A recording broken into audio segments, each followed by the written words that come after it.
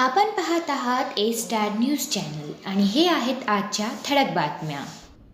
पूर्णा शहरात स्थानिक गुन्हे शाखेच्या कारवाईत अवैध गुटख्यासह 21,50,000चा मुद्देमाल जप्त. परभणी स्थानिक गुन्हे शाखेच्या पथकाने अवैध गुटखा तस्करी विरोधात मोठी कारवाई करत प्रतिबंधित गुटख्यासह स्कॉर्पिओ वाहन असा एकूण 21,50,000 रुपयांचा मुद्देमाल जप्त केला आहे.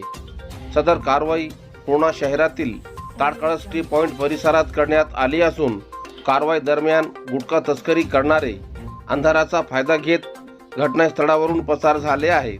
या प्रकरणी पूर्णा पोलीस ठाण्यात तिघांविरुद्ध गुन्हा दाखल करण्यात आला आहे. परभणी जिल्हा पोलीस अधीक्षक पंकज कुमावत, अतिरिक्त पोलीस अधीक्षक तानाजी चिखले, स्थानिक गुन्हे शाखेचे पोलीस निरीक्षक गजेंद्र सरोदे यांच्या नेतृत्वाखाली फौजदार चंदनसिंग परिहार, अर्जुन टरके, पोलीस कर्मचारी यशवंत वाघमारे, गोविंद चुडावकर, सूर्यकांत ताडीकोळवार, रंगनाथ दुधाटे, महेश कवठाडे, सचिन भदरगे, दीपक मुद्दीराज, सूर्यकांत सातपुते, गजानन क्षीरसागर, लिंबाजी वावडे, हनुमान ढगे यांचे पथक रविवारी दिवसभर पूर्णा शहर व परिसरात अवैध धंद्यावर कारवाईसाठी गस्तीवर होते. दरम्यान नांदेडकडून एका स्कॉर्पिओ वाहनातून गुटखा तस्करी होत असल्याची माहिती मिळताच पथकातील पोलीस कर्मचाऱ्यांनी ताडकळस टी पॉइंट येथे सापळा रचला. दरम्यान रात्रीच्या सुमारास नांदेडकडून येणाऱ्या संशयित MH23 AS 6787 क्रमांकाच्या पांढऱ्या स्कॉर्पिओला रोखण्याचा प्रयत्न केला, परंतु पथकास पाहताच पूर्णा शहराकडे येत असलेले वाहन परत नांदेडच्या दिशेने पलटले. पथकातील पोलिसांनी वेळ न दवडता या वाहनाचा सिनेस्टाईल पाठलाग केला. दरम्यान काही अंतरावर जाऊन या वाहनातील तिघे अंधाराचा फायदा घेऊन पसार झाले. त्यानंतर घटनास्थळी पोलिसांनी वाहनाची तपासणी केली असता त्यात गोवा गुटख्याने भरलेले 7,50,000 रुपये किमतीचे 40 बॅग आढळून आल्या. स्कॉर्पिओ वाहनासह सुमारे 21,50,000चा मुद्देमाल जप्त करून पोलिसांनी पूर्णा पोलिसांच्या ताब्यात दिला. आमदार डॉक्टर राहुल पाटील यांच्या हस्ते 35 नवीन बसेसचा शुभारंभ. महाराष्ट्र राज्य मार्ग परिवहन महामंडळाच्या ताफ्यात नव्याने समाविष्ट करण्यात आलेल्या 35 अत्याधुनिक बस सेवेचा शुभारंभ आमदार डॉक्टर राहुल पाटील यांच्या हस्ते करण्यात आला. गर्दीच्या मार्गावर प्रवाशांना सुरक्षित, आरामदायी आणि वेळेवर बससेवा उपलब्ध करून देण्याच्या उद्देशाने ही सेवा सुरू करण्यात आली आहे. परभणी आगारासाठी 100 राजमाता जिजाऊ बस उपलब्ध करून देण्याची मागणी आमदार डॉक्टर राहुल पाटील यांनी परिवहन मंत्री प्रताप सरनाईक यांच्याकडे केली होती. त्यानुसार पहिल्या टप्प्यात 35 बस उपलब्ध झाल्या असून उर्वरित बसही लवकरच मिळाव्यात यासाठी सातत्याने पाठपुरावा करण्यात येणार असल्याची माहिती आमदार डॉक्टर राहुल पाटील यांनी यावेळी दिली. नवीन बससेवेच्या शुभारंभामुळे परभणी बसस्थानक परिसरात तसेच विविध मार्गावरील प्रवाशांमध्ये उत्साहाचे वातावरण निर्माण झाले.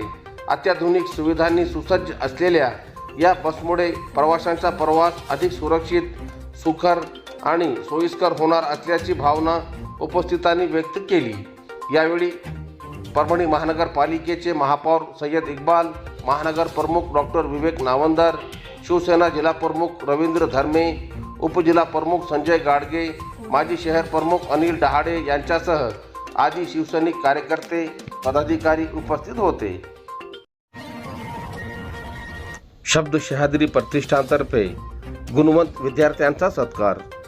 शब्द शहादरी प्रतिष्ठान जिंतूर यांच्या वतीने परभणी जिल्ह्याचे मानद व वन्यजीव संरक्षण म्हणून निवड झालेले पक्षीमित्र अनिल उरटवाड तसेच नीट 2026 परीक्षेत उल्लेखनीय यश संपादन केलेले विशाल भिसे, आनंद भिसे, मोहित शिंदे, ऋषभ काडगे घोरे, हर्षवर्धन मेहत्रे, अभय सानप, अर्थव व्यवहारे व वरद लोहट यांचा सत्कार आज दिनांक 20 जुलै सोमवार रोजी जिंतूर शहरातील डॉक्टर बाबासाहेब आंबेडकर सार्वजनिक वाचनालय हुतात्मा स्मारक येथे संपन्न झाला.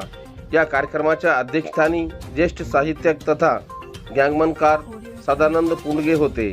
प्राचार्य नितीन लोहट, डॉक्टर दुर्गादास कान्हाडकर आणि त्वचारोग तज्ज्ञ डॉक्टर स्नेहल निळे यांच्या हस्ते सत्कार मूर्तींचा गौरव करण्यात आला। मार्गदर्शन करताना डॉक्टर स्नेहल निळे यांनी वैद्यकीय शिक्षण हे केवळ पदवीचा प्रवास नसून संवेदनशील, सेवाभावी आणि जबाबदार डॉक्टर घडण्याचा संस्कार असल्याचे सांगितले।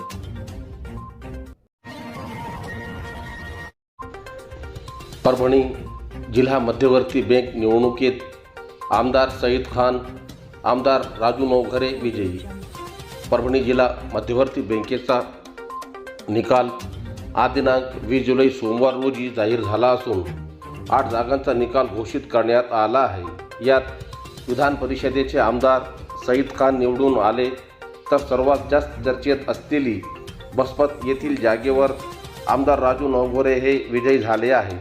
तर राजमती, मुटकुळे, चोखट, डाखोरे, अभय सावंत, शोभा बोबडे यांच्या विजयाची घोषणा आज करण्यात आली। विजयानंतर उमेदवार आणि त्यांच्या समर्थकांनी जल्लोष केला। आज सकाळी शहरातील कल्याण मंडप येथे या मतमोजणीला सुरुवात झाली होती। यावेळी पासून नेत्यांचे समर्थक, कार्यकर्ते मोठ्या संख्येने उपस्थित होते। बोरी महावितरण कार्यालयावर भारनियमच्या विरोधात नागरिकांचा एल्गार।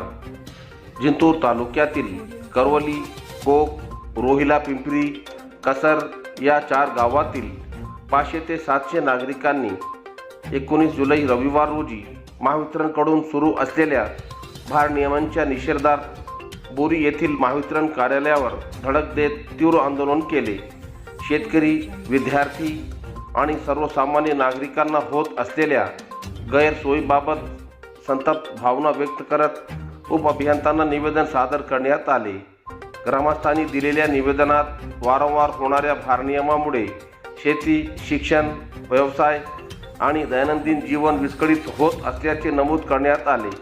ग्रामीण भागातील नागरिकांना कोणतीही पूर्वसूचना न देता वीज पुरवठा खंडित केला जात असल्याने मोठा त्रास सहन करावा लागत असल्याची व्यथा शेकडो नागरिकांनी मांडली। यावेळी नागरिकांनी भारनियमन तत्काळ बंद करावे, वेळोवेळी खंडित होणारा वीज पुरवठा सुरळीत करावा, तसेच पावसाळ्यात विद्युत अपघात टाळण्यासाठी आवश्यक उपाययोजना कराव्यात अशा विविध मागण्या महावितरण प्रशासनासमोर मांडल्या। महावितरण कार्यालयात मोठ्या प्रमाणात नागरिक जमा झाल्याने काही काळ तणावाचे वातावरण निर्माण झाले। परिस्थितीची माहिती मिळताच बोरी पोलीस ठाण्याचे पोलीस उपनिरीक्षक SN थोरवे यांनी घटनास्थळी धाव घेत नागरिकांची समजूत काढली। शांततेच्या मार्गाने आंदोलन करून आपले प्रश्न मांडावेत, प्रशासनाकडून त्यावर सकारात्मक निर्णय घेण्याचा प्रयत्न केला जाईल असे त्यांनी सांगितले। आंदोलनादरम्यान काही युवकांनी शाखा अभियंता रोकडे यांच्याशी दूरध्वनीवर संपर्क साधून नागरिकांच्या समस्या मांडल्या।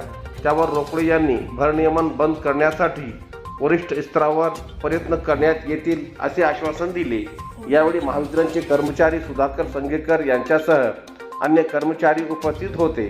तसेच जिंतूर तालुक्यातील करवली, कोक, रोहिला पिंपरी, कसर या 4ही गावातील नागरिक मोठ्या संख्येने आंदोलनात सहभागी झाले होते।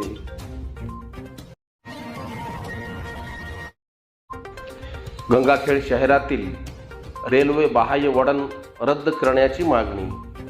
गंगाखेड उपविभागीय कार्यालयासमोर गेल्या अनेक दिवसापासून आंदोलनकर्ते लोकशाही मार्गाने संविधानिक आंदोलन करत असताना उपविभागीय कार्यालयातील प्रशासन आंदोलकाच्या मागण्याकडे दुर्लक्ष करत आहे। त्यामुळे वेळोप्रसंगी रास्ता रोको मोर्चाचे आयोजन करत प्रशासनावर दबाव आणला पाहिजे।